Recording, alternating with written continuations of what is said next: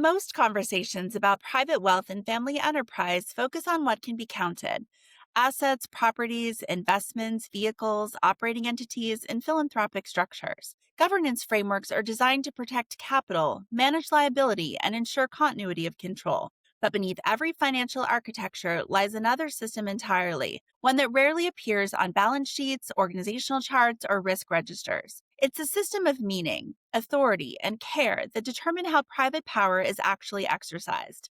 There's a category of risk inside every private system that most family offices already carry, but don't currently have a steward for. I call it interpretive dependency risk. What I mean by that is simple, even if the implications are not. In most private systems, principals, founders, and family leaders carry an internal operating system, a lived, evolving map of how their world is meant to feel, flow, and function. It includes their standards of formality and familiarity, their emotional threshold for humor, discretion, and distance, their sensory and environmental norms around noise, light, pacing, and presence, and the small rituals that signal whether a day is unfolding well or quietly unraveling. These aren't just preferences, they are an emotional and cultural coordinates. They shape how authority, respect, and belonging are experienced inside a private system. And in a private environment, that internal system doesn't stay personal. It becomes operational. Staff, advisors, and service providers are required, often without being told,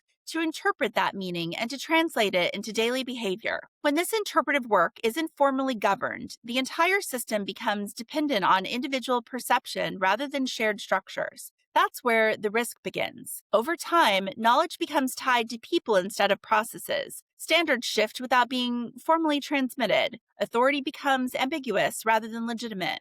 Continuity relies on memory rather than design. This is what interpretive dependency risk actually looks like when it's lived. To understand why this happens, it helps to look at this through a few practical lenses. From the perspective of emotional labor, this shows up when staff have to regulate their own emotional presence to stabilize a household's emotional climate, without formal recognition of the work or structural support to support it. From an institutional perspective, this shows up when norms become enforceable long before they're ever written down, creating rules that exist in behavior but not in governance. And from a family systems perspective, it shows up when authority and care flow along relational lines rather than formal rules, shaping who is actually followed, protected, or deferred to inside the system. Taken together, these lenses point to a simple but often overlooked reality. In private systems, governance doesn't primarily live in documents. It lives in memory, mood, and meaning.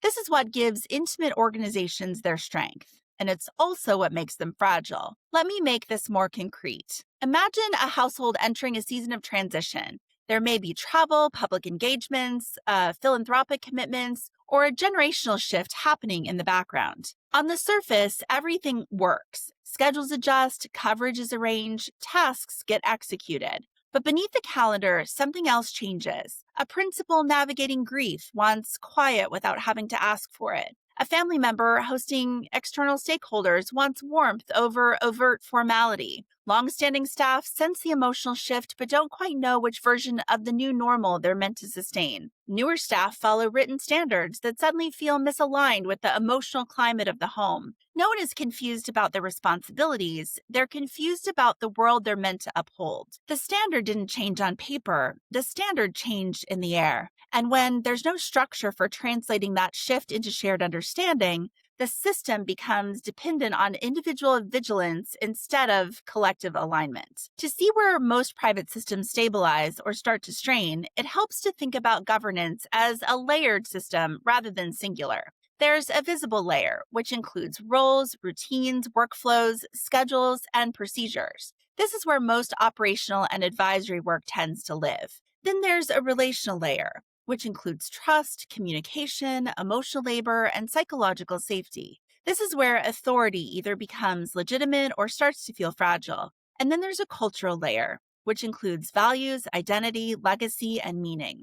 This is what gives leadership continuity across time and people. When these layers align, leadership feels natural rather than enforced. Service becomes embodied rather than performed. Continuity feels designed rather than improvised. When they don't, families manage endlessly, staff give their best guesses constantly, and excellence becomes dependent on individuals rather than institutions. This becomes especially visible when systems try to change. In corporate environments, change is supported by formal authority structures. There are HR systems, escalation pathways, and institutional backing that allows people to question, negotiate, and adapt within a protected environment. In private systems, the balance rarely exists. Staff operate inside a profound power asymmetry. Their livelihood, proximity, and professional standing are tied directly to personal authority rather than institutional role. That makes it difficult to introduce standards or structural changes, even when those changes would benefit everyone. This creates a paradox. Families often want professionalism, but the intimacy of the environment can make structure feel like an intrusion. Staff need clarity in order to do their jobs well, but advocating for governance can feel like overstepping. Without a neutral architecture of legitimacy, the system remains dependent on personal authority rather than shared governance. One of the quiet transformations that happens when governance is intentional is relief, not from responsibility, but from solitude.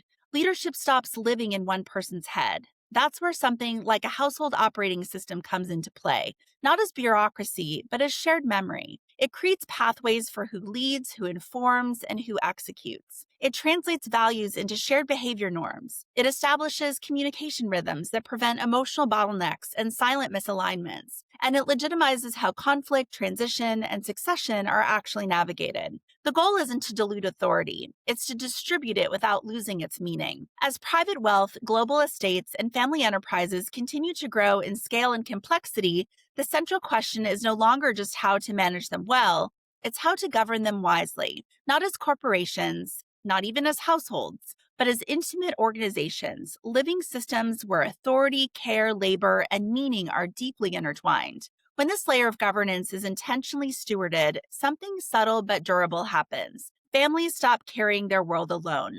Staff stop guessing their place within it, and leadership becomes something that can be inhabited, not constantly managed. So, for family office leaders, governance professionals, and private advisors thinking about growth, transition, or generational complexity, interpretive dependency risk isn't an abstract concept. It's a domain of exposure that's already present. The opportunity isn't to control meaning. It's to design systems that allow meaning to travel safely, legitimately, and sustainably through the private worlds you steward.